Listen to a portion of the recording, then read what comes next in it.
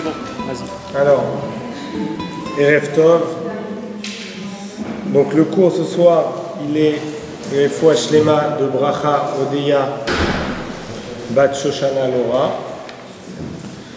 Et donc, on va essayer de développer ensemble un sujet qui est très très complexe, parce que ce que vous voyez là, le livre que vous voyez là, entier, traite de ça.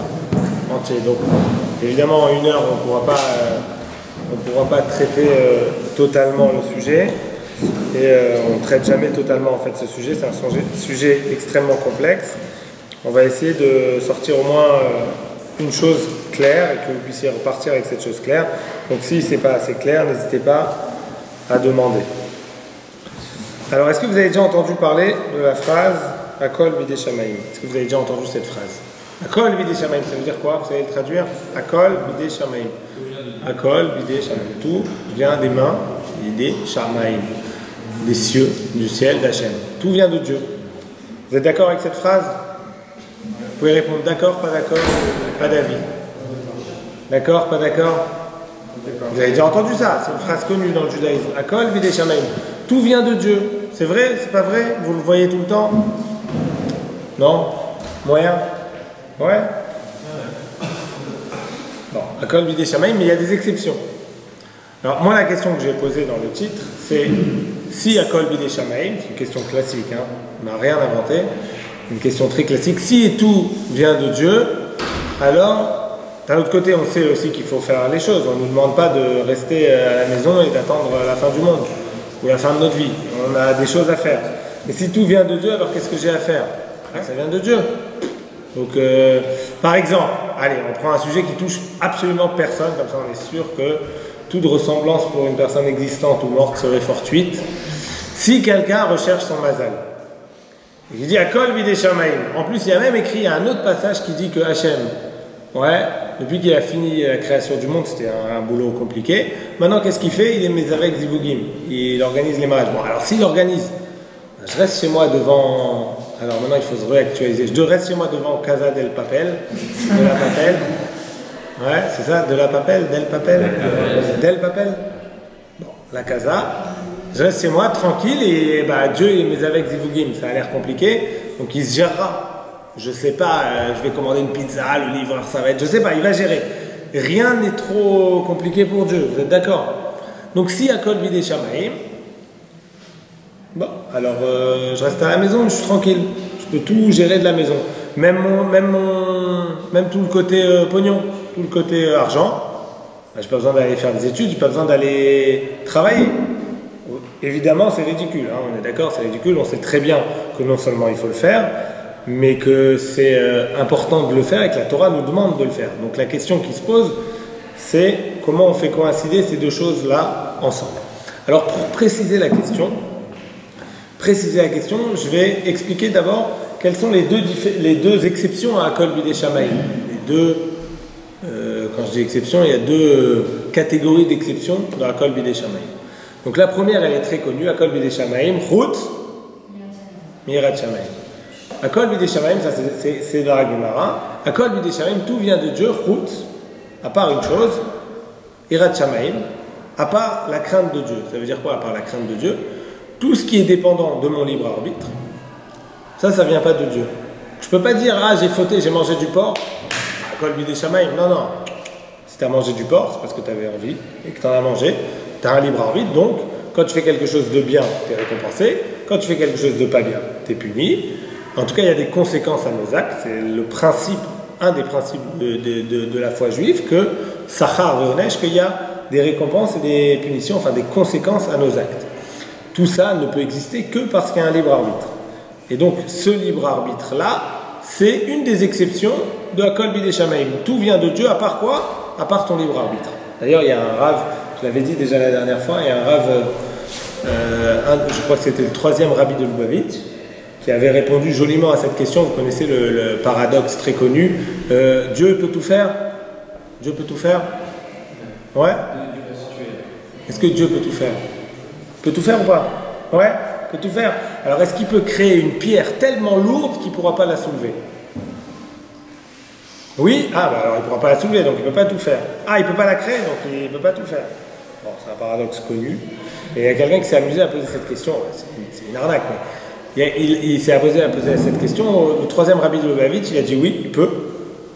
D'ailleurs, il l'a déjà fait. Quand ça? Quand il a créé le libre arbitre. C'est une pierre qu'il a créée lui-même, le libre arbitre, à l'être humain, qui ne peut pas se lever. Il a décidé lui-même de se retirer un tout petit peu du monde pour nous laisser la place pour qu'on puisse exister.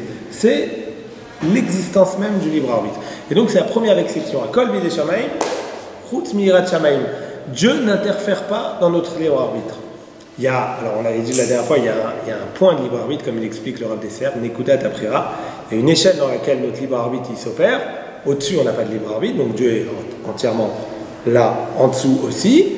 Mais dans la fourchette dans laquelle on se trouve en bataille entre nous et nous-mêmes, ce sur quoi on va avoir un choix et on va avoir une réflexion, est-ce que je le fais, est-ce que je ne le fais pas? Là-dessus, on a notre libre arbitre, là-dessus, Dieu n'interfère absolument pas. C'est une des exceptions, à Kol Bidei Shamayim, Chutz Miyirat Shamayim. Maintenant, le deuxième, il est moins connu. Je ne sais pas pourquoi. Il est moins connu, c'est une autre Gemara, à Kol Bidei Shamayim, Chutz Mi Chazak, Tzinim ou Pachim. Tzinim ou Pachim. Le froid et le chaud. Ça veut dire quoi le froid et le chaud? Ça veut dire que si tu sors dehors, tout ce qui est entre guillemets la nature, c'est-à-dire que si tu sors dehors mal habillé, ça veut dire il fait froid et t'es pas bien couvert, c'est ça que je veux dire mal habillé, pas bien couvert et que tu tombes malade, à Kol Bidei Shamayim, sauf ça. C'est pas parce que Dieu il voulait que tu tombes malade, t'es tombé malade parce que t'es sorti mal couvert. Si t'es mal couvert, c'est normal que tu tombes malade. C'est la nature, il y a les microbes, il va nous expliquer le médecin. Il n'y a pas les microbes, il y a ton corps qui est moins apte à envoyer les anticorps pour se défendre des microbes et des virus, je ne sais pas. Et du coup, tu tombes malade. Parce que Dieu, il voulait, non? Parce que tu t'es mal couvert. À Kol Bidei Shamayim, Chutz Mitzinim ou Pachim, à part le froid et le chaud.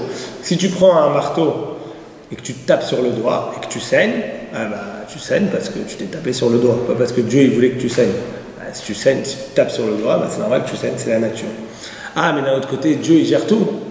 Alors on va voir qu'est-ce que le Ramban. Ça, quand je dis ça, tout de suite je cite le Ramban. Ça, on ne fait pas d'histoire après. Si on fait des histoires, c'est au Ramban, parce que c'est moins connu et c'est un petit peu dérangeant quand on n'a pas l'habitude. Ce que ce Ramban, il enseigne. Donc je vous le lis directement dans les mots. Alors avant ça, je vais faire une toute petite introduction. Il y a 3 sortes de miracles. Vous connaissez les 3 sortes de miracles, on en a parlé quand on a parlé un petit peu juste avant Pessah, je crois, les miracles de la mer Rouge. 3 sortes de miracles. Il y a les miracles dévoilés, ouverture de la mer Rouge, les tambours, les Bnei Israël qui chantent, un truc de malade mental, de déglingo. Ouverture de la mer Rouge, les miracles de ce style-là, complètement hors nature. Les miracles cachés, c'est quand Dieu il utilise la nature pour faire un miracle, il est voilé le miracle. On peut dire que c'est pas un miracle si on a envie. Là c'est l'histoire de Purim. Tout est concours de circonstances, coïncidence de coïncidence de coïncidence. Mais en fait, si tu veux voir la main de Dieu, tu sais très bien que c'est lui qui a géré tout ça. Et ensuite, il y a le miracle de la nature. Il a créé la nature avec ses règles. Alors c'est lui qui fait pousser le blé, mais il le fait pousser avec les règles de la nature. C'est lui qui a fixé ces règles-là que le blé il pousse parce qu'il reçoit la photosynthèse, blablabla, on met une graine, ça pousse. Ok? C'est aussi un miracle, mais ça, nous on l'appelle pas un miracle, on appelle ça la nature parce que pour nous c'est évident. Mais c'est évident pour nous parce qu'on s'est habitué à ça. Et c'est parce qu'on va définir, grâce aux scientifiques, comment ça marche. Les scientifiques ne sauront jamais pourquoi ça marche. Pourquoi la photosynthèse elle marche? Ah, parce qu'il reçoit l'hydrogène du machin. Oui, mais pourquoi quand il reçoit l'hydrogène? Les scientifiques ne pourront jamais répondre à la question du pourquoi. Ils pourront toujours répondre à la question du comment. Enfin, toujours. Toujours quand ils répondent, c'est à la question du comment, pas du pourquoi. Pourquoi, à la fin, tu pourras toujours dire pourquoi. C'est parce que Dieu, il a voulu comme ça. Parce que Dieu, il a voulu, c'est les lois de la nature. C'est le 3e miracle. C'est ce qu'on va dire, nous, dans notre terme, pas miracle. Normal, nature. Ok? Pourquoi on parle de ça aujourd'hui? Vous savez, parce qu'on a lu juste à la fin de Pessah le passage dans le Béchalach et qui se conclut juste après Béchalach avec l'histoire de la manne. Donc on va parler de la manne et on va voir dedans le point important. D'abord, je vous lis ce Ramban, donc Nachmanide, du Moyen-Âge, qui nous dit comment Hachem il est mitnaeg avec nous, les humains. Ça veut dire comment Hachem il se comporte, mitnaeg. Vous avez déjà entendu ce mot sûrement en Israël quand vous allez rentrer dans le bus et que vous avez entendu Nag Adelet Achorit Bevakasha. Nag, ça veut dire chauffeur, conducteur. C'est celui qui dirige. Mitnaeg, c'est le comportement avec. Nag, c'est le chauffeur. Et donc, comment Hachem il est mitnaeg? Alors, le Ramban, il nous dit il y a 3 catégories, 3 kitotes, 3 classes d'individus, 3 catégories. Première catégorie, tzadikim et chassidim. Tzadikim, et les sages, et les chassidim et les sages. Les tzadikim, c'est les justes, et les chassidim, les sages, les fervents adorateurs de Dieu. Advekim tamid b'marshavatam ou b'maasem b'Hashem yitbarach, qui ont toutes leurs pensées et leurs actes, qui est toujours d'avouk, c'est-à-dire toujours collé à la volonté d'Hachem, carrément à Hachem. Otam Hachem, cela, Hachem, shomer ou matzil tamid bechol asakanot, mikol asakanot ativiot, afilou bederech nes. Hachem, cela peut les sauver de tous les dangers naturels qui peuvent arriver, même s'il aura besoin d'utiliser un nes, un miracle. Donc Dieu pourra utiliser un miracle pour les sauver, cela. Keilou em malachim, she'alehem kochot ateva agashmim enam sholtim, comme s'ils étaient des anges sur lesquels les forces de la nature n'ont pas d'emprise. Vezo akat ha'elyona, ça c'est la catégorie la plus élevée, évidemment. Akat ha'tartona, ça il le dit en très rapide, celle tout en dessous. Hem ha'reshaim, ce sont les mécréants, les anti-dieux, les idolâtres, ceux qui rejettent. Enfin, il ne dit pas les pas pratiquants ou les traditionnalistes, ou il rentre pas dans ce genre, il n'y a pas de ce genre de catégorie dans la Torah. Il y a ceux qui sont anti. Ça, c'est les anti, les reshaïm. Ouais, ceux-là, il les laisse. Ceux-là, ils vont à Rehavim Mita, ils vont tout seuls être chayav mita, ça veut dire être passible de la peine capitale, avou khatam, en fonction de leur faute. Et la kat qui nous intéresse, donc la kat ça veut dire la catégorie qui nous intéresse, akat ha'emtsaït, celle du milieu, celle dont on fait partie, enam reshaim, c'est pas des reshaim, c'est pas des mécréants, ve'enam tzadikim anishmarim benes, c'est pas non plus des sages et des tzadikim qui vont être gardés par des nissim, par des miracles. Et là, Hachem rechokim et Hachem yitbarach b'mashavatam b'maasem, ils ne sont pas tout le temps collés à Hachem dans leurs pensées, dans leurs actes. Otam, ceux-là, Hachem yitbarach, manig bederech ateva, ceux-là, Hachem il les gère, il se comporte avec eux, bederech ateva, avec la nature. C'est-à-dire que ceux-là, si, je ne sais pas, il se passe quelque chose dans la nature qui fait que, je sais pas, il y a quelqu'un qui a poussé là-bas un pot de peinture et il tombe, et moi je passe à ce moment-là, et qu'il tombe par terre et il m'éclabousse et que ça m'abîme tous mes vêtements et que je suis vraiment... ça veut dire que c'est Mina Shamaim. Ici il dit que c'est pas... C'est délicat de dire pas Mina Shamaim, mais il dit ça c'est Derech Ateva. C'est parce que quelqu'un a poussé le pot de peinture et qu'il est tombé à ce moment-là et que tu es passé à ce moment-là. C'est la faute, t'as pas de chance. Parce que si on est... Attendez, je parle pour moi. Si ceux qui sont des tzadikim et des chassidim, évidemment non. Hachem il aurait fait un S. Ok. Mais sinon, c'est Teva, c'est la nature. C'est comment ça se passe dans la nature. Okay. Alors on va expliquer, vous inquiétez pas, ça fait un peu flipper quand on dit ça, parce que quand on dit ça, on a l'impression, alors en fait, on est livré. Hachem, il n'est pas là, quoi. On a l'impression si on dit ça. Évidemment que non, on va expliquer ce que ça veut dire et comment ça veut dire. Mais il faut aussi garder ça en tête pour pas avoir toujours l'image de dire que Hachem, il est derrière toutes les petites choses qui sont des choses de la nature et qu'on va rentrer là-dedans toute une réflexion de qu'est-ce que Hachem il attend de moi par rapport à ça. Je sais pas, par exemple, j'avais dit la dernière fois, la mezouza elle est tombée, est-ce qu'il faut faire vérifier la mezouza? Non, il faut vérifier le scotch ou le clou qui tenait la mezouza. Parce que si elle est tombée, elle était mal accrochée, quoi. C'est tout. C'est la réponse que j'avais citée la dernière fois de Rav Brandt, que j'avais lu dans les réponses de Rav Brandt. La mezouza est tombée, il faut vérifier le clou, le scotch. Ok? Alors venez, on va rentrer maintenant dans le vif du sujet, une fois qu'on a fait cette introduction. dans le vif du sujet. Donc, je reviens à donc 3500 ans en arrière. On arrive au moment où les Bnei Israël sont sortis d'Égypte, sont dans le désert. Une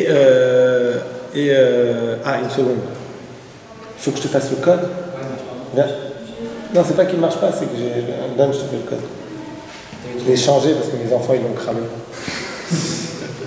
Excuse-moi. Après je là, je suis filmé, j'ai pas fait compliqué. Ouais, il est un peu compliqué, je te dis, mes enfants ils l'ont cramé. Ok. Et donc ils sortent dans le désert et ils commencent à râler. Ils ont vu les miracles, ils sont sortis, la mer rouge elle s'est ouverte, les Égyptiens ils sont noyés. Tac, ils sont dans le désert, ils commencent à râler, qu'est-ce qu'on va manger? Alors Moshe leur dit, il faut avoir confiance. Ouais, mais d'accord, confiance c'est bien sympathique, mais on va manger quoi? Bon, alors Hachem va faire tomber la manne. Alors ce qui est intéressant de voir, alors ça c'est juste, on va dire, en passant, on le voit dans le texte, Hachem il va prévenir, si je ne m'abuse, Moshe, 3 choses. Il va lui dire, on va faire tomber la manne. Donc la manne c'est cette nourriture céleste qu'on ne peut pas définir, ouais. Qui s'appelle manne, parce qu'ils l'ont vu, ils ont dit c'est quoi manne? C'est quoi ça? Ok. Et donc, il va prévenir Moshe, il va lui dire 3 choses. D'abord, il ne faut pas en prendre plus que ce que vous avez besoin pour la journée. Donc là, c'est le point qui nous intéresse dans notre sujet, la confiance en Dieu. Ouais, je dois faire confiance. Il me dit qu'il y aura demain, donc il y aura demain. Ah, mais il y a des tonnes. Je viens, je prends, je garde un peu pour demain. Si tu prends, ça va pourrir pour demain. Donc tu ne gardes pas. Tu gardes pour prouver que tu as confiance que demain aussi ça va venir et qu'après-demain ça va venir. Tu gardes que pour ce que tu as besoin pour la journée. Deuxième point, dans le texte, Dieu il prévient Moshe et il lui dit, attention, vendredi, double part. Il faut prendre double part, lechem mishné, c'est pour ça que nous on a l'habitude de prendre 2 morceaux de pain, 2 chalotes, 2 pains entiers pour... on a l'habitude de prendre 2 pains entiers pour Shabbat, pour commémorer ça, hein, c'est le lechem mishné, pour chot abaot, pour abaim. Et donc, c'est le deuxième point que Hachem il dit à Moshe. Donc, premier point, vous en prenez pas plus que ce que vous avez besoin. Deuxième point, vendredi, vous prenez double ration. Et attention, samedi, c'est Shabbat, vous n'avez pas le droit d'aller récolter de la manne, c'est Shabbat. Les amis, on est avant le don de la Torah. Ils ne connaissent pas encore Shabbat. Ok? Mais Shabbat, il ne faut pas prendre. Donc, vous vous rappelez 3 choses. Moshe, on a l'impression quand on lit le texte, il a oublié une des 3 choses. Il leur a pas dit que vendredi, il fallait prendre double. Il leur dit, attention, on ne prend pas plus que ce qu'on a besoin. Ah, génial. Attention, Shabbat, il ne va pas falloir récolter. Et il a oublié de leur dire que vendredi, on ne prend pas. Donc quand on lit le texte, on continue. Et qu'est-ce qui se passe? Il y a tous les princes là-bas, ils viennent voir Moshe, vendredi, ils disent, Moshe, ils se sont tous servis double. Tu avais dit qu'il ne fallait pas prendre plus qu'on a besoin. Ils ont tous pris double. Et Moshe, il dit quoi? Il dit, ouais, c'est ça qu'il voulait Dieu. Il fallait nous le dire. On ne savait pas. Mais alors pourquoi eux, ils ont fait? Et bizarrement, ce que Moshe il leur avait dit, attention, il faut prendre que pour la journée, pas plus. Et il leur avait dit quoi d'autre? Attention, Shabbat, il ne faut pas prendre. Et qu'est-ce qu'ils ont fait, les Bnei Israël? Il y en a qui ont pris plus. Ouais. Il y en a qui ont pris plus. Et il y en a qui sont allés prendre aussi pendant Shabbat. 2 fautes. Les 2 trucs que Moshe a répété de la bouche d'Hachem, les 2, ils ont transgressé. Le seul que Moshe il n'a pas dit, ils l'ont fait naturellement. C'est pas devenir fou, ça. C'est un petit enseignement au passage. C'est pour nous dire, voilà, il y a un truc qui nous pousse à transgresser la parole divine, c'est l'ordre. Le fait que Dieu il nous a donné l'ordre, c'est ce qui nous donne envie de ne pas le faire. Mais naturellement, vers quoi on tend? Vers ça. Vers respecter la Torah entière. Naturellement. La nature de l'homme, c'est quoi? C'est de tendre vers respecter tout ce que Dieu il veut. Sauf que Dieu il nous l'a donné en ordre. Ah, alors une fois que c'est un ordre, c'est embêtant. C'est un petit enseignement au passage dans la manne. Vous le lisez dans le texte, c'est troublant. Moshe, il transmet un seul truc qu'il ne transmet pas sur les 3, c'est le seul que les gens ils ont respecté naturellement, sans le savoir.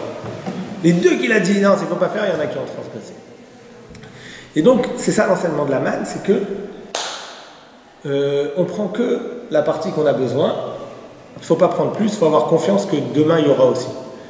Mais par contre, il faut aller la chercher. On aurait pu dire, bah, je fais rien et je suis nourri.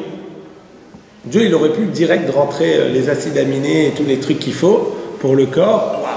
D'un coup, un truc d'il y a 20 ans qui m'est revenu. Acide, je crois que j'ai déjà dit. Je n'avais pas redit ce mot depuis ma terminale.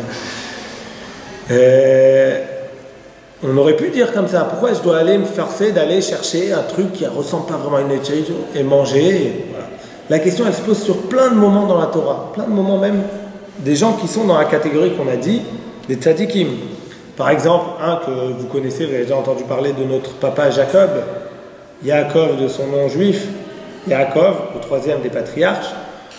Ouais, il y a un moment, il y a une histoire comme ça. Il était en train de se faire arnaquer par son beau-père, ouais, Lavan. Vous connaissez cette histoire. Au moment où il va le quitter, Dieu il lui dit, tu sais quoi, tu prends les troupeaux tachetés, il va en avoir des tonnes. Donc tu négocies avec Lavan que tu prends tous les troupeaux, toutes les bêtes qui sortent tachetées, tu les prends. Donc tu négocies ça avec lui, Lavan il va te dire, beau-père, tacheté, il n'y en a pas beaucoup, c'est bon. Et Dieu il dit à Yaakov, je vais en faire sortir des tonnes tachetées. Bon, après il est refait, il est hyper riche, Yaakov. Et qu'est-ce qu'il fait? Il prend un bâton tacheté et il met devant la tête des femelles. Comme ça elles voient du tacheté, elles vont avoir des enfants tachetés, des bébés tachetés. Je comprends pas. Dieu il lui a déjà dit que c'est bon, ils vont être tachetés. Qu'est-ce que tu viens avec ton bâton Qu'est-ce que tu viens faire un effort là? Qu'est-ce qu'il vient faire cet effort là? Autre chose. On descend un petit peu dans l'histoire. David Améler, parce qu'on va beaucoup s'intéresser à David Améler dans ce coup. David Améler, lui, vous vous rappelez l'histoire avec un gars grand, balèze, costaud? Ouais, ça s'appelait comment? Goliath. Goliath, il était là en train de fanfaronner. Ouais, le Dieu d'Israël, bidon, ouais, venez vous battre contre moi.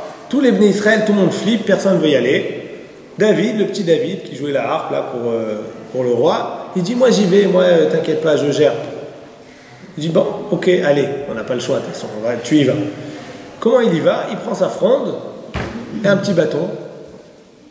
Et Goliath, il lui dit, attends, je suis un chien pour que tu viennes me combattre avec un bâton? Il dit, mais qu'est-ce que j'ai besoin? Moi, j'ai le Dieu d'Israël avec moi. J'ai besoin de plus qu'un bâton. C'est une question que moi, je pose à David. Alors, même un bâton, pourquoi tu prends un bâton? Et pourquoi tu prends la fronde? Alors, il va prendre la fronde, il va mettre une pierre dedans, tac, vous connaissez l'histoire, il lui balance entre les deux yeux, et il tue Goliath comme ça. Après, il prend l'épée de Goliath, il est venu même sans épée, il prend la sienne, il lui coupe la tête. Qu'est-ce que tu as besoin d'envoyer la fronde? Si tu dis tu viens avec le Dieu d'Israël, voilà, le Dieu d'Israël, il va gérer. Non, il faut quand même faire un effort. Alors, la question qui se pose là et qui est délicate, c'est à quel point? Alors, combien d'efforts je dois faire? Combien je me remets en Dieu? Combien je dis, ah c'est Dieu?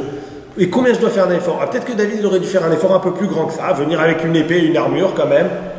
Ou encore plus grand que ça, venir avec, je sais pas, un poison caché dans sa poche, dans une flèche qui lui balance, je sais pas. Pourquoi il s'arrête à l'effort de la fronde? Ou alors pas du tout, même la fronde il n'a pas besoin. D'ailleurs pour la petite histoire, en passant sur l'histoire de la fronde, je ne sais pas si vous savez, cette période-là, c'est le passage entre l'âge de fer et l'âge de pierre. Cette période-là de David.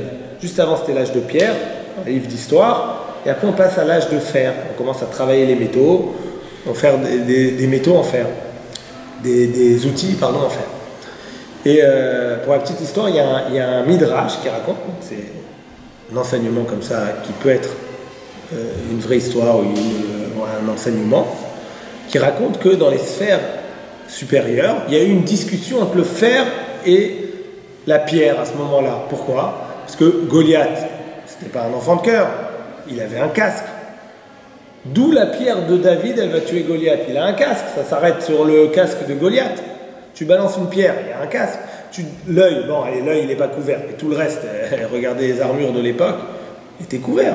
Et bien on raconte un midrash comme ça, un enseignement, qui dit que la pierre, elle est venue voir le fer dans les cieux, il lui a dit, allez, laisse-moi passer, il faut que je bute Goliath.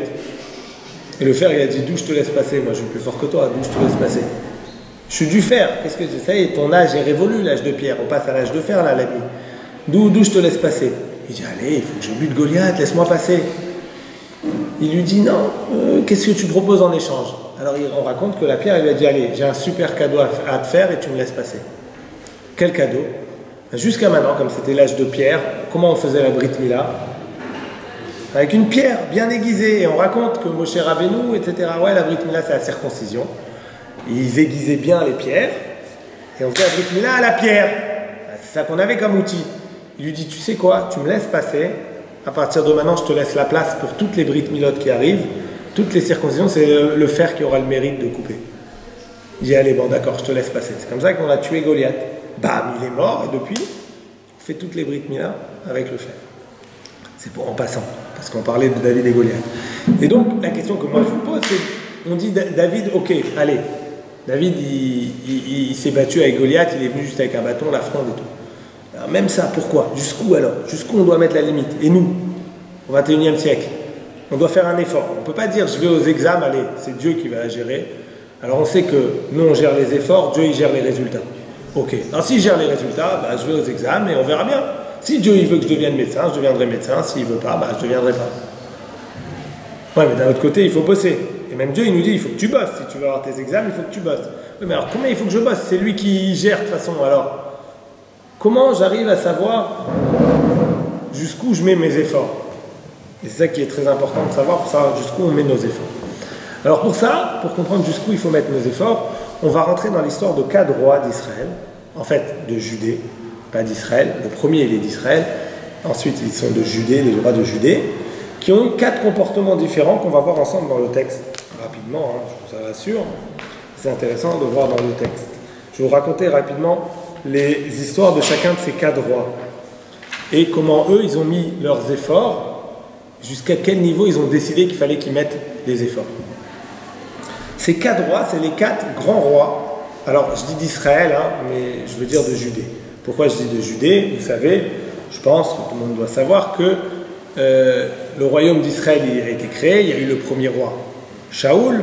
Ensuite, il y a eu le deuxième roi, David. Shaoul a perdu la royauté parce qu'il n'a pas tué Amalek, Agag. Donc, on passe à David. David, il y a son fils qui est devenu roi après lui, Salomon. Salomon est juif, ouais, c'est de là que ça vient, le roi Shlomo Amelech.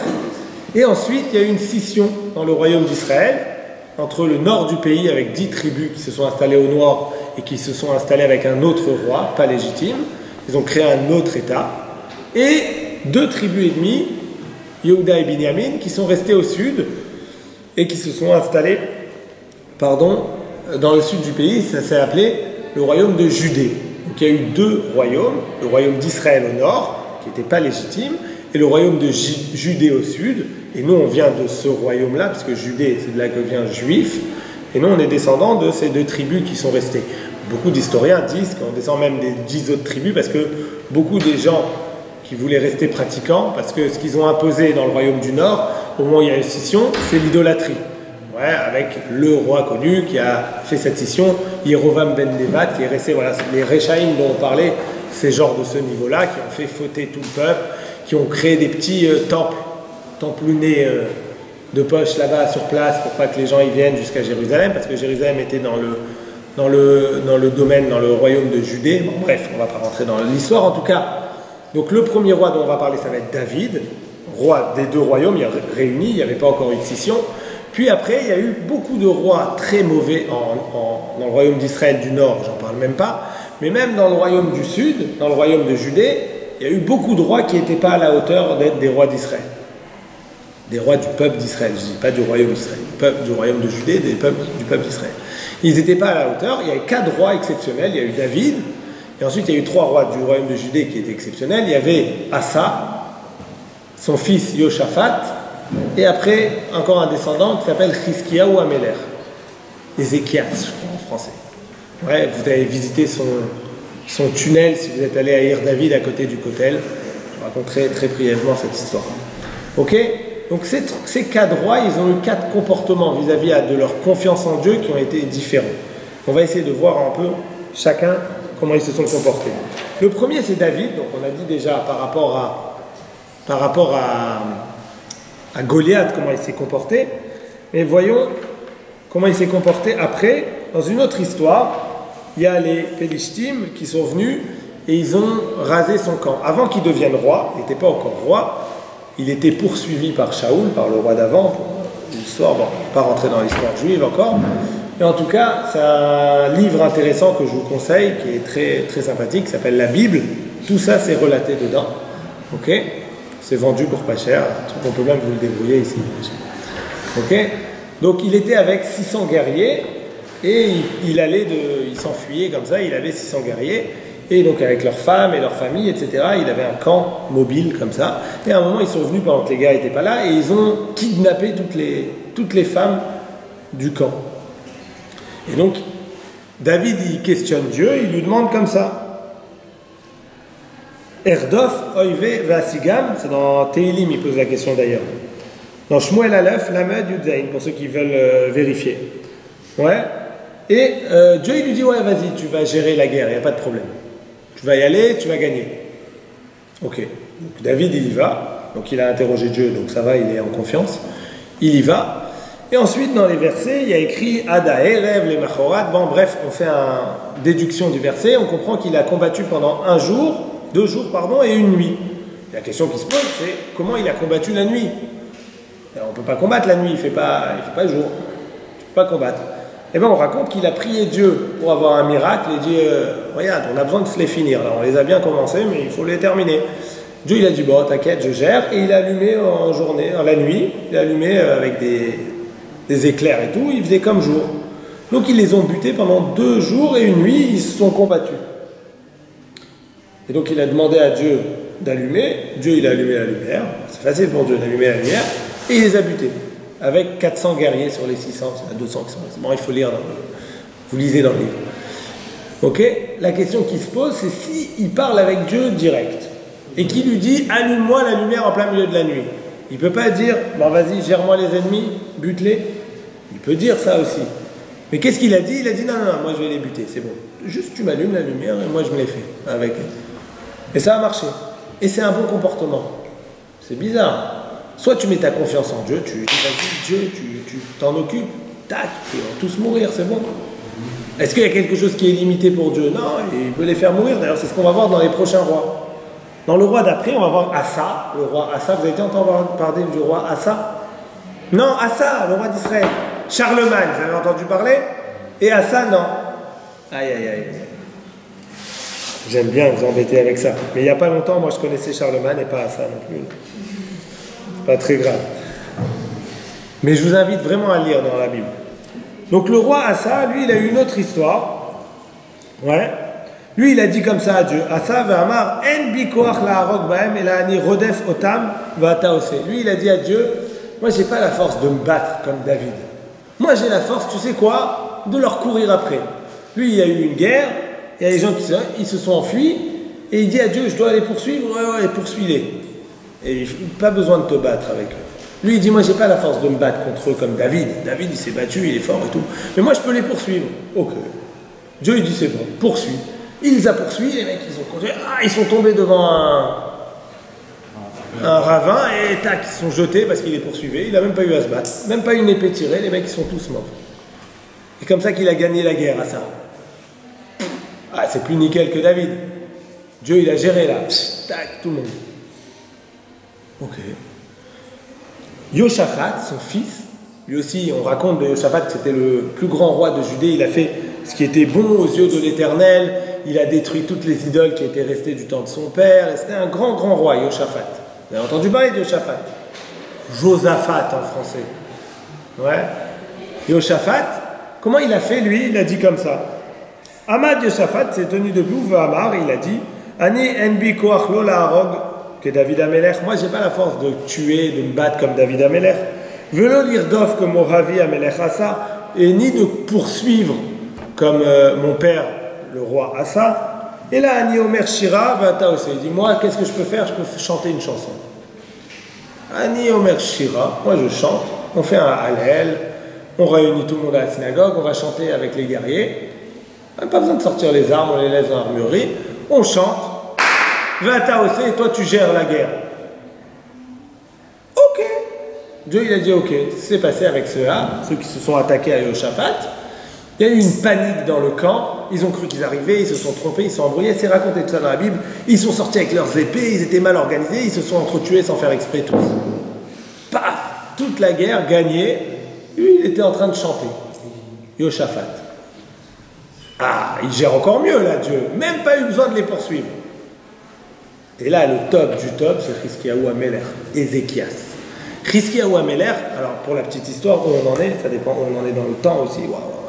Chizkiyahu Amelech, le roi Chizkiyahu, Ézéchias, il a, lui, entendu parler d'un roi qui arrive, qui s'appelait Sancherib, merci. Comment on dit en français Sancherib? Je sais pas, un truc comme ça. Sancherib. Le roi Sancherib, c'était pas un enfant de cœur. Ouais, il avait déjà, les Assyriens, ils géraient déjà une bonne partie du monde. Le royaume du Nord, il s'est révolté contre Sancherib, il est venu et il a tué tout le monde et il a exilé les 10 tribus. Et si vous avez déjà entendu parler des 10 tribus perdues d'Israël, c'est de ça qu'on parle. C'est Sancherib qui les a exilés. Khalas, fini, ils ont quitté et ils n'existent plus en tant que juifs. Il me semble que c'est le Gaon de Vilna qui dit que toutes ces âmes juives qui ont été perdues comme ça, c'est toutes les âmes retrouvées, c'est tous les prosélytes, tous les convertis, tous les guérim qui viennent et qui se convertissent, c'est les âmes perdues des 10 tribus d'Israël qui ont été exilées par Sancherib. Et Sancherib, une fois qu'il a quitté tout le monde, exilé, il a dit, bon maintenant je m'occupe du roi Chizkiyahu Amelech, du roi Ézéchias à Jérusalem, qui s'occupe de la partie du sud. Donc c'est pas un enfant de cœur, Sancherib. Il dit, je vais y aller. Donc, Chizkiyahu, il dit, bon, il faut qu'on s'organise. Premier truc à s'organiser, ça c'est ce que vous pouvez visiter à Ir David. Quand on va faire un siège, il va y avoir un siège d'une ville. Si on a à boire, on peut tenir très longtemps. Si on n'est pas à boire, on est mort en quelques semaines. Mais si on a à boire, c'est bon. Donc, il y a une source qui s'appelle le Gihon, juste à l'extérieur de Jérusalem, des murailles, et il faut la faire rentrer à l'intérieur. Pour faire rentrer à l'intérieur, il faut créer un tunnel qui va jusqu'à l'intérieur de Jérusalem. Et ce tunnel, vous pouvez l'emprunter, vous allez à Ir David. C'est un tunnel donc, qui a à peu près 2500 ans maintenant, qui a été créé par des ouvriers. C'était la prouesse technologique de Chizkiyahu Amelech. Il a pris des ouvriers du côté du Gihon, des ouvriers du côté de Jérusalem. Ils ont créé, parce qu'ils ne pouvaient pas partir là et arriver jusque là en dessous. Il n'y a pas le temps, il y a Sancherib qui arrive. Donc il a fait 2 équipes et, miracle, ils se sont retrouvés au bon endroit, en plein milieu. Ils auraient pu se louper un tout petit peu, 3 mètres de dénivelé, ils se seraient ratés. Alors, quand on raconte ça un petit peu romancé, on dit ils sont tombés pile. Non, ils ne sont pas tombés. Ils ont travaillé beaucoup, ça fait comme ça le tunnel, et finalement ils ont réussi à se retrouver. Quelqu'un en haut qui tapait sur la pierre, il se dirigeait. Et il paraît que même avec les instruments qu'on a de nos jours, c'est une prouesse technologique. Alors on n'imagine même pas, il y a 2500 ans. Et donc il a réussi comme ça à ramener l'eau du Gihon à l'intérieur. Donc il avait de quoi tenir le siège. Donc Sancherib. Ce tunnel-là, vous pouvez l'emprunter, vous avez de l'eau jusqu'aux genoux. Il est visitable à Jérusalem pour une modique somme. À Ir David, ça vaut le coup d'y aller. Une fois que vous avez fini de dorer des 2 côtés à la plage à Tel Aviv, vous allez à Jéru, tac, à Ir David. Quoi? Alors je te conseille pas parce qu'on marche tous pieds nus là-bas. L'eau elle est potable de la source, ouais. Mais pour le côté touristique, oui. On le traverse ce tunnel, donc on est dans le noir comme ça, et dans le noir, on a de l'eau pratiquement jusqu'aux genoux, et on marche, et donc tu as à peu près chaque heure 200 touristes qui marchent là-bas. Donc je te conseille pas de la boire, mais de là où elle sort de la source, elle est potable. C'est la source à Jérusalem. Jérusalem, tu sais, c'est le plus bas là-bas, et toutes les pluies, elles arrivent là-bas de la colline de Jérusalem, j'ai l'impression, plus ou moins. En tout cas, c'est une grande source d'eau là-bas. Donc c'est comme ça qu'il devait tenir le siège. Donc Sancherib, il arrive. Chizkiyahu Amelech, qu'est-ce qu'il va dire? On va se mettre sur les remparts, on va lui balancer des flèches? Ou alors quoi? On va lui faire des cris? Ou alors on va chanter la chanson? Qu'est-ce qu'on va faire? Lui, il est encore plus cool que les 3 d'avant. Il dit quoi? Vayitpalel lifnei Hashem, vayomar Hashem Elokei Israël. Lui, il a dit, j'ai pas la force de combattre comme David. J'ai pas la force de poursuivre comme Asa. J'ai pas la force de chanter comme Yoshaphat. J'ai la force d'aller dormir. Donc je vais dormir et toi tu fais. Elle est belle ou pas? Ézéchias, Chizkiyahu Amelech, il dit, moi je vais pioncer et toi tu gères la suite. Et Dieu il dit, c'est bon, t'inquiète. Qu'est-ce qui s'est passé là? Vérité historique, relatée dans la Bible. Donc ils font le siège avec 185 000 hommes. Ouais. Donc normalement, c'est fichu, quoi. Eux, ils sont enfermés dans Jérusalem. Qu'est-ce qui se passe? Épidémie dans le camp des Assyriens de Sanchériv. Et tout le monde meurt d'épidémie malade. Tous les soldats de Sanchériv. Et Sanchériv, il revient bredouille chez lui, sans soldats, sans personne, et il n'a pas réussi à... Et c'est comme ça qu'a perduré tout le royaume de Judée, et sinon on existe, c'est grâce à ça. Sinon c'était cuit là-bas. Et donc il rentre, d'ailleurs, pour ceux qui sont férus d'histoire, peuvent aller voir au British Museum, dans la plaque de Sanchériv, où lui-même, on raconte les exploits de Sanchériv, donc d'il y a 2500 ans, il relate le siège glorieux de Jérusalem, mais qui finit pas par une victoire. Mais le siège, il était super glorieux. Et tous les autres trucs qu'il raconte, à quel point il a buté tout le monde, etc. Alors maintenant, la question qui se pose... Ouais, Kevin. C'est qui les Assyriens? Est-ce qu'il y a un lien avec les Assyriens? Ah, il y a un lien, ouais, la fin du mot. Oui. Non, mais aucun rapport. Non. C'est du royaume d'Assyrie. Je te montrerai après sur la carte. Aucun rapport. Ok? Alors, peut-être qu'ils ont récupéré les mots comme le palestinien qui vient de Pélishtim, qui n'ont aucun lien, mais qui ont récupéré le mot de la tribu d'avant pour utiliser ça. Je ne sais pas, mais il faudrait demander à un historien de la Syrie, enfin de ce qu'il en reste. Ok. Alors là, ce qui est intéressant maintenant d'analyser, c'est la différence entre ces rois. Il faut savoir que le plus grand, c'était David, et pourtant c'est celui qui a fait le plus d'efforts. Et plus on descend, alors nous on a l'impression que le plus grand beau gosse dans l'histoire, c'est Hiskiaou. Lui, là, moi je vais dormir et toi tu fais. Et Dieu, il fait. Il les a butés tous avec épidémie. Mais les sages, ils nous enseignent que non. Le plus grand de ces quatre rois, c'est David. Le deuxième, c'est Asa. Le troisième, c'est Yoshaphat. Et le quatrième, c'est Hiskiaou. Alors comment on comprend ça? Pourtant, c'est ceux qui ont fait, entre guillemets, on a l'impression qu'ils ont fait le moins confiance en Dieu. David, il a dit, t'allumes la lumière et moi je les bute. Ça va, si tu fais confiance en Dieu, comme tu as fait avec Goliath, dis, vas-y, bute-les. Comme Hiskiaou beaucoup plus tard. Alors les Khamim, ils nous enseignent que ça se passe comme ça. Est-ce qu'on a une... Voilà.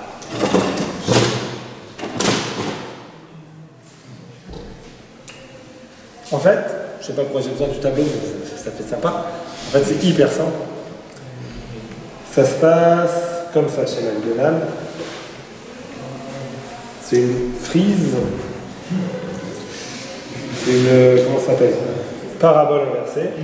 Et donc, en fonction du niveau qu'on a, l'évolution de nos efforts, il fait comme ça.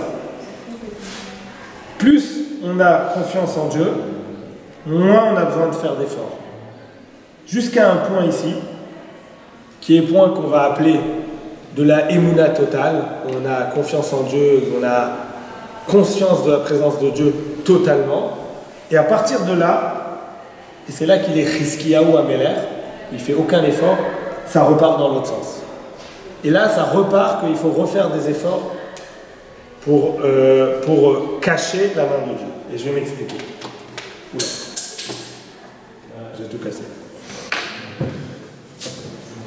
Comment ça se passe? Quoi? Comment ça se passe en fait? En fait, pourquoi nous on doit faire des efforts? C'est Dieu qui fait. Ça s'appelle, ces efforts-là, ça s'appelle en hébreu la ishtadlut. Cette ishtadlut, quelle est sa raison d'être? Dieu il dit, bon moi je peux tout gérer, mais je ne veux pas être trop présent. Parce que si je suis trop présent, vous perdez votre libre arbitre. Si on voit de partout que Dieu il gère tout, nous on n'a plus de place. Si on voit tout de suite que quand on allume la lumière pendant Shabbat, on s'électrocute d'un coup, il n'y a personne qui va allumer la lumière Shabbat. Et donc, quand on respecte Shabbat, alors c'est pas seulement que celui-là il ne va pas être puni, on s'en fiche, mais celui qui respecte, il n'a aucun mérite. Et donc on ne va pas pouvoir le récompenser pour son mérite. Donc on perd le libre arbitre. Donc Dieu il est obligé de s'extirper et d'être un petit peu caché. D'être un petit peu caché dans le hasard, Zarma. Ok? Maintenant, nous, notre boulot, il est de permettre à Dieu d'être caché. Donc il faut qu'on fournisse les efforts pour que les résultats qu'on obtienne, on puisse les attribuer à nos efforts et pas à Dieu. Ça veut dire quoi? On puisse. Ça veut dire que celui qui veut dire Dieu n'existe pas, il peut. Parce que si celui que Dieu veut récompenser, il a tout ce qu'il faut. Et celui que Dieu veut punir, il est puni. Il n'y a plus personne qui ne va pas respecter. Il n'y a plus personne qui va dire moi Dieu je m'en fiche, je fais ce que je veux. Tout le monde va respecter la parole de Dieu. Donc plus de libre arbitre. Donc pour pouvoir garder notre libre arbitre, il faut qu'on cache la présence de Dieu. Comment on cache la présence de Dieu? Avec nos efforts. Il faut qu'on fasse nos efforts. C'est sûr que les résultats de nos examens, ils dépendent de Dieu s'il veut qu'on les réussisse ou pas. Mais si nous, on n'a pas fait l'effort de cacher sa présence, alors lui, il va dire, tu ne fais pas l'effort de cacher ma présence, tu rates tes examens. Donc si tu ne travailles pas bien, si tu ne prépares pas bien tes examens, tu vas les rater parce que tu n'as pas bien préparé tes examens. Et il n'y aura pas de miracle pour toi que tu vas réussir parce que Dieu, il gère tout. Non, Dieu, il gère tout, mais il nous a dit, attention, moi je gère tout, mais vous, votre job, c'est de garder le libre arbitre. Pour garder le libre arbitre, il faut faire les efforts. Et donc, maintenant, mais combien alors il faut qu'on fasse d'efforts? Eh bien en fait, il faut que tu fasses les efforts qu'il faut pour cacher Dieu. Donc, plus tu as confiance en lui, plus tu es conscient que c'est lui qui gère tout, moins tu as besoin de faire d'efforts. Ça va descendre. C'est-à-dire que si je suis conscient, pour moi, Dieu, il est là dans tout. Pour moi, qu'un épi de blé il pousse, bah, c'est exactement la même chose pour moi que la mer Rouge s'ouvre en deux. Il y en a qui vivent la chose comme ça. Alors c'est la même chose, alors c'est la même chose pour toi. Donc tu n'as besoin de faire aucun effort. Tu es à ce niveau-là, comme Chizkiyahu. Comme il y a un rave dont on parlait, je crois que c'est Rabbi Hanina ben Dosa dans la Gemara, sur lequel on raconte qu'il est rentré une fois chez lui, sa fille, je vais déjà raconter cette histoire, sa fille elle pleurait, Shabbat, il rentre chez lui Shabbat, sa fille elle pleurait, pourquoi tu pleures? Je me suis trompé, j'ai mis du vinaigre au lieu de mettre de l'huile dans la lampe, et donc le vinaigre ça brûle pas, ça va s'éteindre. Il dit, il rigole, mais arrête de pleurer, le Dieu qui fait brûler l'huile, il peut faire brûler le vinaigre, ça change rien. Donc il va faire brûler le vinaigre, arrête de pleurer, et ça a brûlé. Lui, il vivait le truc que de l'huile qui brûle, c'est tellement exceptionnel, autant que du vinaigre qui brûle. La présence de Dieu est tellement évidente pour lui dans tout, que c'est naturel. Donc pour lui, c'est pas un miracle que le vinaigre brûle. Donc il n'a rien besoin de cacher. Donc il n'y a pas de problème pour lui. Maintenant, nous, ça dépend évidemment de combien on vit avec Dieu. Donc on va devoir fournir les efforts nécessaires en fonction. Donc c'est pour ça qu'il n'y a pas de ilchot. Dans tout, on a des halachot. Hein. Chez les juifs, on a des halachot. Comment on fait ses lacets, comment on met son manteau. On a des halachot sur tout. Un truc gros comme ça, combien il faut faire d'efforts, on n'a pas de halakha. Pourquoi? Parce qu'on ne peut pas. Ça dépend de chacun. En fonction de ton niveau de Emouna et de Bitachon, de ta confiance et de ta croyance en Dieu, en fonction de ce niveau-là, tu dois ajuster tes efforts. Comment on sait ce niveau-là? Ça va être l'objet de la fin du cours. On va essayer de l'aborder je vais essayer de le détailler assez pour que ce soit assez clair. Sinon, vous n'hésitez pas à poser. Maintenant, pourquoi ça s'inverse? C'est ça qui est étonnant. Parce que nous, on a Chizkiyahu ici.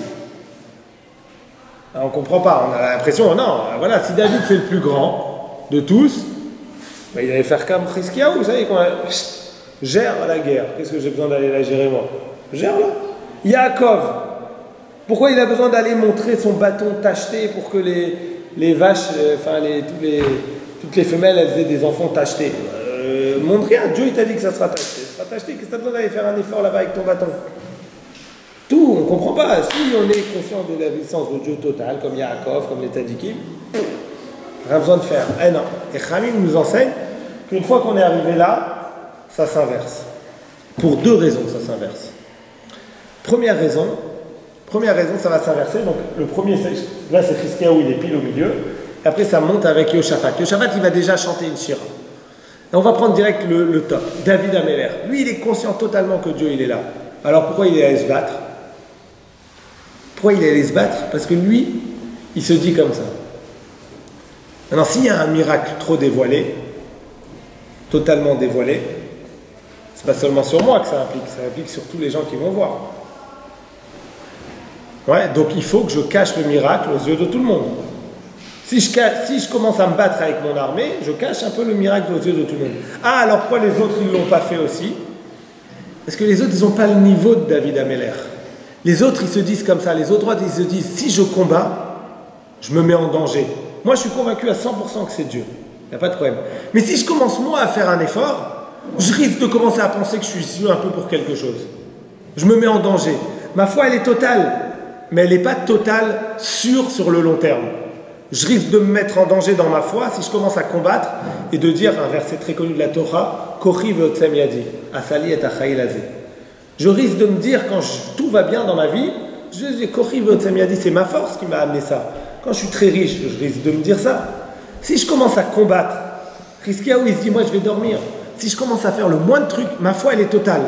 Mais je sais qu'elle est totale pour le moment. Je ne vais pas me mettre en danger de penser que peut-être c'est moi qui ai fait les choses. Pardon, donc je vais dormir. Même si je commence à chanter une chanson, je vais peut-être dire que c'est parce que j'ai fait cet effort-là que Dieu il a. Et plus on remonte dans le niveau, David il dit moi ma foi est totale. Et je sais même que si je combats, il n'y a aucun problème. Je sais très bien que c'est Dieu qui le fait. Donc je peux combattre. Déjà pour moi, je peux combattre. Parce qu'il n'y a aucun risque que je dise « Ah, c'est moi qui je suis beau gosse, j'ai buté tout le monde ». Et en plus, je vais, grâce à ça, cacher le miracle aux yeux des autres. Et donc développer cette chose exceptionnelle qui est tellement chère aux yeux de Dieu, qui est le libre arbitre, qui va nous donner la possibilité, lui donner la possibilité de nous récompenser quand on se comporte bien.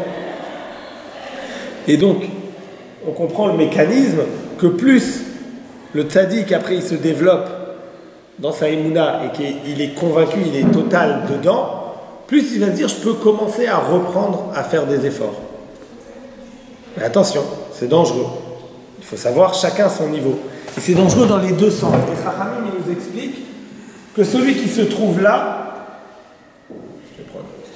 celui qui est là dans son niveau de émouna, ouais, il n'a pas le droit de faire moins d'efforts que ça.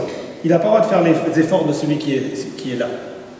Et pareil, le roi qui est là, ouais, il n'a pas le droit de redire ses efforts comme le roi qui est là.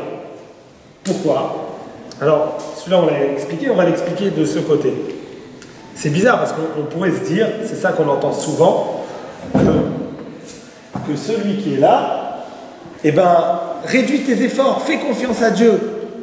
Les Khamim nous disent, attention, oui, il faut faire confiance à Dieu. Bien sûr qu'il faut faire confiance à Dieu.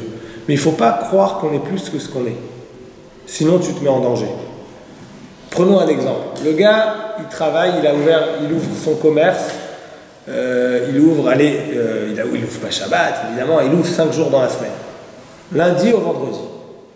Et il gagne, admettons, grâce à son commerce, il gagne 4 000 € tous les mois, à peu près. Il fait bilan comptable. À la fin de l'année, il a gagné 48 000 €. Ok, super. Il se dit, bon, tu sais quoi, combien j'ai besoin de travailler?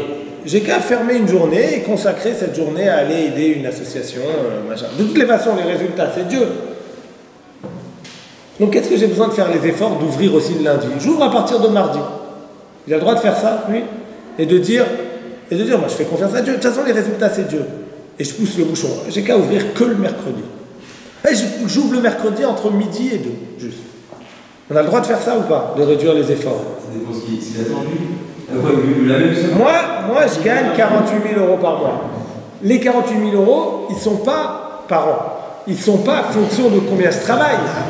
Ils sont en fonction de Dieu, lapsus. Ils ne sont pas en fonction de combien je travaille, puisqu'on a dit c'est Dieu qui décide combien je gagne. Moi, je suis là juste pour cacher sa main. Alors, est-ce que j'ai le droit de réduire mon travail en disant je fais confiance à Dieu? Alors, la réponse, elle est comme ça. Ça dépend où tu en es. Si toi, tu es là et que tu fais les efforts de quelqu'un qui est là, alors évidemment, tu dois réduire tes efforts là. Mais si tu es là, tu n'as pas le droit de faire les efforts de celui qui est là. Je m'explique. C'est-à-dire que, comment on arrive à évaluer ça, où on est? Imaginons le gars, il dit, bon allez, je ferme mon magasin le lundi. Je fais confiance. Dieu, de toutes les façons, ce qu'il doit m'envoyer comme argent, il m'envoie. Donc, admettons, cette année, je vais gagner 30 000 € dans l'année. Ouais. Ça veut dire que je les aurais gagnés même si j'avais ouvert le lundi, puisque c'est Dieu qui décide. Mais si je me dis, aïe, voilà. C'est parce que j'ai ouvert un jour de moins que j'ai gagné moins cette année. Ah, si tu te dis ça, ça veut dire que tu n'es pas encore au niveau de réduire un jour. Ça veut dire que tu as sauté une étape et que tu as décidé d'avoir plus confiance en Dieu et de réduire tes efforts que le niveau auquel tu es véritablement. Tu as sauté une étape. Tu dois travailler d'abord sur ta foi et sur ta confiance en Dieu avant de réduire tes efforts. Et pas l'inverse. Tu ne peux pas dire je vais réduire mes efforts et... Si, alors, c'est ça le truc. Pourquoi? Le danger, c'est quoi? si tu réduis tes efforts, admettons, je reprends sur la parnassa, je réduis mes efforts sur la parnassa, je gagne moins, et je me dis, aïe, là, tu es en train de te mettre en danger sur ta foi. Donc ne réduis surtout pas tes efforts. Souvent on entend, ouais, il faut faire confiance en Dieu, bitachon, la confiance. Et confiance, c'est Dieu qui va gérer. Et Khamim, ils nous disent, oui, et confiance, c'est Dieu qui va gérer, mais n'aie pas plus confiance que le niveau réel dans lequel tu es. Parce que tu vas tomber dans quoi? Dans la glande et dans la déresponsabilisation. Tu dis, ah, allez, je travaille que le mercredi. Après, admettons, tu gagnes plus que 10 000 € dans l'année. Ah, de toute façon, c'est ça que j'aurais gagné. Si tu le vis vraiment, alors ok. Mais si en fait tu dis ça, c'est parce que tu es un paresseux et que du coup... alors là, tu es en train de te mettre en danger dans la foi. Il y en a beaucoup malheureusement qui utilisent le prétexte de Dieu il gère tout pour arrêter de se gérer soi-même. Et ça, c'est un danger. Moi, tu sais quoi? Le mazal, il va venir. Je reste regarder, comme on a dit, Casa del Papel, chez moi, en boucle. Et Dieu, il peut tout faire. Mais qu'est-ce que tu te dis au bout de 3 ans qu'il n'est pas venu le mazal? Tu te dis, bon, de toute façon, c'est Dieu qui gère? Ou tu te dis, purée, Dieu, tu m'as oublié? Si tu te dis, oh purée, Dieu, tu m'as oublié, c'est que tu n'es pas au niveau d'aller regarder Casa del Papel tout le temps et de ne pas aller chercher ton mazal. Quand je dis chercher mon mazal, je ne dis pas, il faut aller sur tous les sites, aller bouger tout le monde. Mais se prendre en main et se dire, le mazal, c'est pas quelque chose qui tombe du ciel, c'est quelque chose que je dois créer. Je dois créer l'opportunité pour cacher la main de Dieu. Oui, c'est Dieu qui va me mettre sur mon chemin, mais moi je dois aller sur le chemin. Dieu il ne me met pas sur mon chemin si je ne suis pas sur un chemin. Il ne me l'envoie pas à la maison. Ok? Sauf si je suis au niveau. Oui. Alors c'est quoi le risque de toujours rester à un maximum d'efforts? J'ai pas dit qu'il fallait rester toujours à un maximum d'efforts. C'est quoi le risque d'y rester?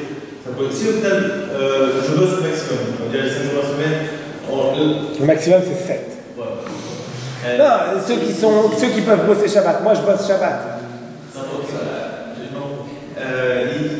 Il bosse au maximum, le top de ton échelle, il bosse 5 jours par semaine. Alors je vais dire, bon voilà, pour commencer à avancer, parce que peut-être il devrait descendre. Ouais. Mais si au final il descend, il va enlever son libre arbitre. Pourquoi il va enlever son libre arbitre? Parce qu'au final il va dévoiler un peu plus le fait que c'est Dieu qui gère.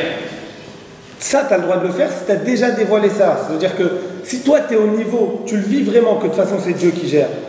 Et donc, quand tu vas le voir, Béchouch, ça veut dire que tu vas réduire 2 jours et tu vas gagner pareil. Ça va te conforter dans ta foi. Et si tu gagnes moins, ça va t'endommager dans ta foi? Ou non, de toutes les façons, tu le vis que c'est lui qui gère. Okay, si tu le vis, alors tu peux réduire. Mais à quoi ça sert de réduire? Parce que de manière quoi qu'il... À quoi ça sert de réduire? Parce que tu vas pouvoir utiliser ton temps à faire quelque chose de mieux. Puisque de toute façon, l'argent, c'est Dieu qui va le gérer. Donc toi, tu vas aller étudier la Torah, ou tu vas aller aider une association qui a besoin de ton aide. Tu vas créer du graphisme pour la relève. Je sais pas, il y a plein de trucs qu'on peut te faire faire dans ton temps libre. Au final, tu fais comme David avec les 5 jours. Quoi? Au final, c'est de faire comme David.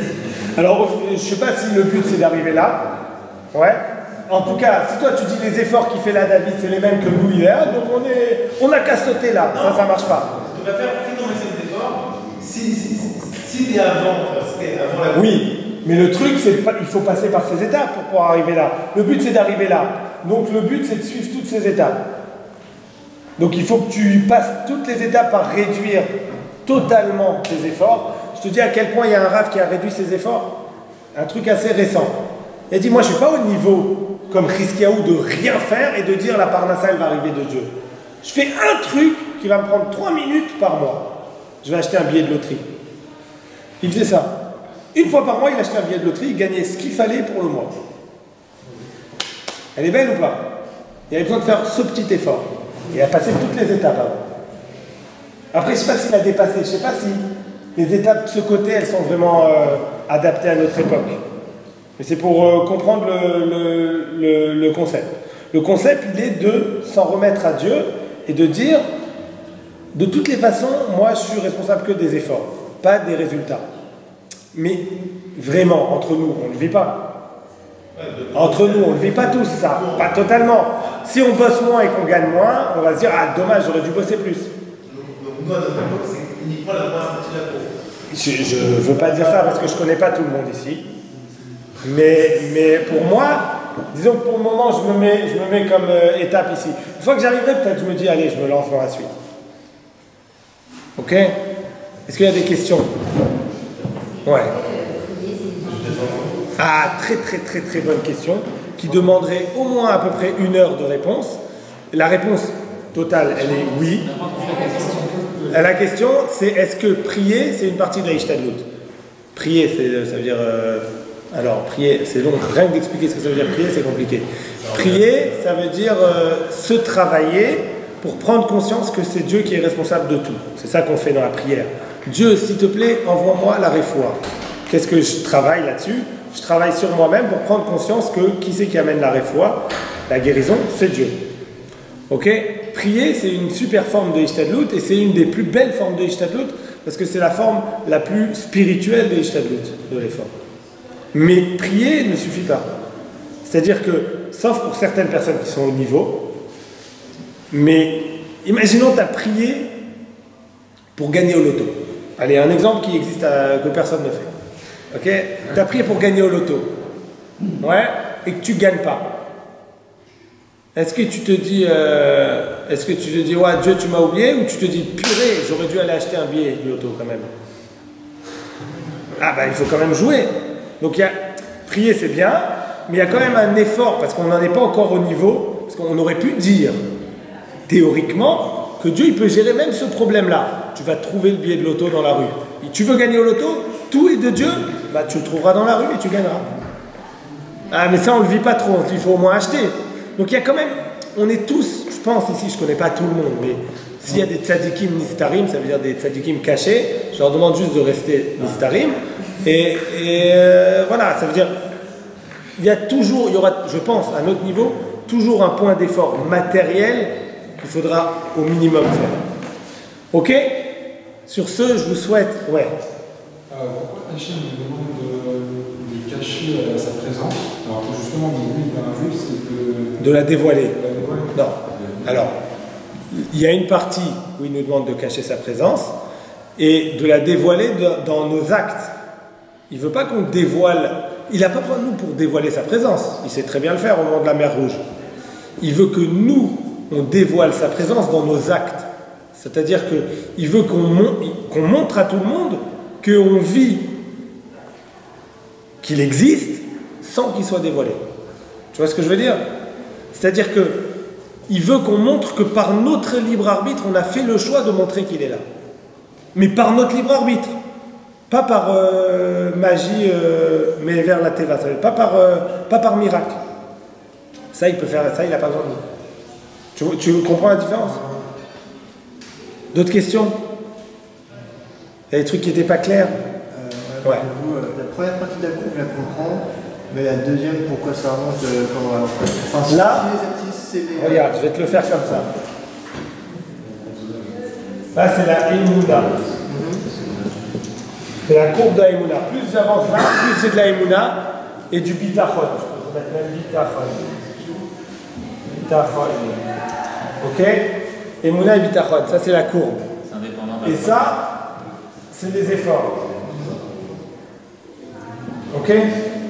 C'est-à-dire que plus tu avances dans la Emouna, dans la prise de conscience que Dieu est partout et gère tous les résultats, plus tu peux réduire tes efforts. Et à partir du moment où c'est complètement... Tu as zéro effort, là, tu as zéro effort, ouais, ça repart dans l'autre sens parce que tu dis, bon, maintenant que j'ai complètement intégré que Dieu est dans tous les résultats, je peux faire des efforts pour cacher aux yeux des autres. Mais attention, j'ai pas le droit de faire plus d'efforts que... Parce qu'ils se disent, les rois là, ils se sont dit, si je fais trop d'efforts, je risque de penser que c'est moi. Et ça va m'entacher dans ma Emouna, je vais reculer. Donc, il faut y aller par étapes. Step by step. David, il est. Ah, d'accord. Ok? Là, il y a nous. On avance. Et Rabbanim de nos jours, Chizkiyahu Amelech, Yoshaphat, Asa, David.